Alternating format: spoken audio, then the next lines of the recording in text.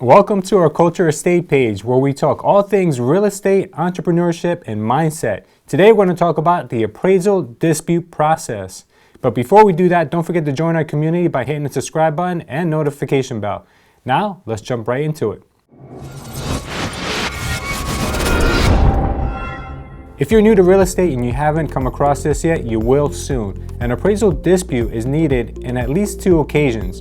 Let's say you're representing a buyer and the buyer goes for a mortgage. The appraisal comes back short. What that means is that the purchase price of the home may be $300,000, but the appraiser thinks it's only worth $280,000. Now what that means is your client is now going to either have to come up with an extra $20,000 out of their own pocket, or the seller is going to have to drop the price by $20,000. Now this could mean that your deal is going to die if you don't start thinking quickly.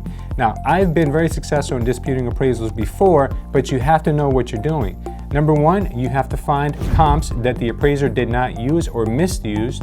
Number two, you have to find supporting evidence such as the home might have more square footage than others or be in a better neighborhood than others, and you have to put together a letter explaining why.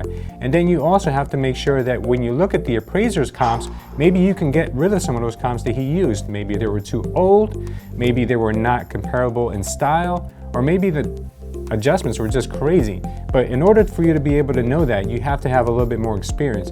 So take it to your broker or take it to somebody in your office who has a little more experience with looking at comps and looking at values and see where an adjustment can be made. The second time you may want to do an appraisal dispute is if you're working on a short sale.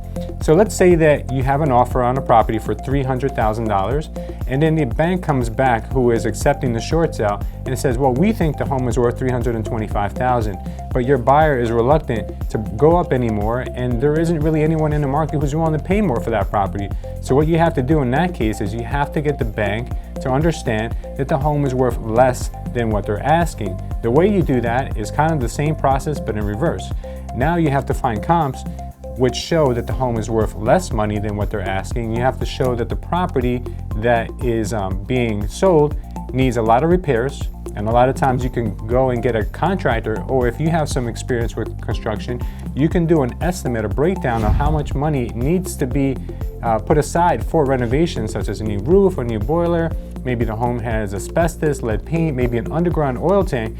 There could be so many things that the home may need work with, but the bank doesn't know, because the bank is relying on the appraiser to go out there and be the eyes and ears for them. And a lot of times the appraisers do a terrible job of this. There's been plenty of times when appraisers have gone out there and painted a picture of the house that's completely bogus, either way overpriced or way underpriced. So we have to be able to know when we can go to battle and do an appraisal dispute. And lastly, if you're going to try to beat up the bank for them to take less money, you have to come up with some compensating factors.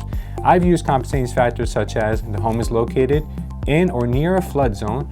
There are some external obsolescence such as high tension wires, or maybe there is a lot of crime in a neighborhood, or maybe there's a high concentration of sex offenders. I've actually used all of these in combination, put together a letter and sent it to the bank along with my comps and my contractor estimate.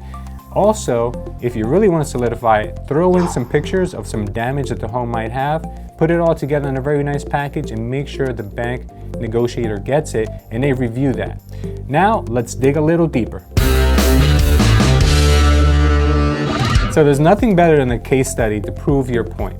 In this case, we had a property in Belleville, New Jersey, in which we had to try to get the bank down on their price. They wanted somewhere in the mid to high 200s, and we felt that that was way too much for the property. So we took all the steps we outlined in this video, and we went out there on site and did everything by the book. We packaged it up and we sent it out to the bank, and you're not going to want to miss what happened after the bank reviewed it. Stay tuned after this video. So today we're on location in Belleville, one of our properties that we're trying to buy as a short sale from the bank. But unfortunately, the bank wants too much money for this property. They've asked us for $265,000 when our initial offer was $150,000. Now, most people would give up, but the process of getting the bank down from this point is called the value dispute. So today we're going to figure out what's wrong with this house in order for us to be able to bring the price down.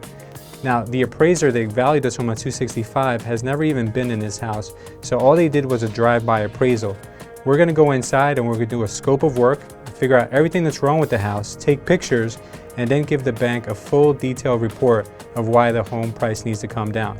All right, so the outcome is we got them down $190,000, all the way up from $260,000 to $190,000. That's not bad, but you couldn't do that unless you knew exactly what steps to take.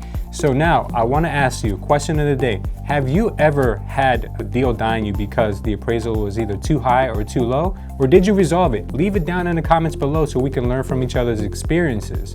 Now, if you guys are enjoying this content, don't forget to hit that subscribe button, notification bell, but most importantly, share it with everyone so they can learn this content as well. We thank you guys for watching, and stay tuned for next time.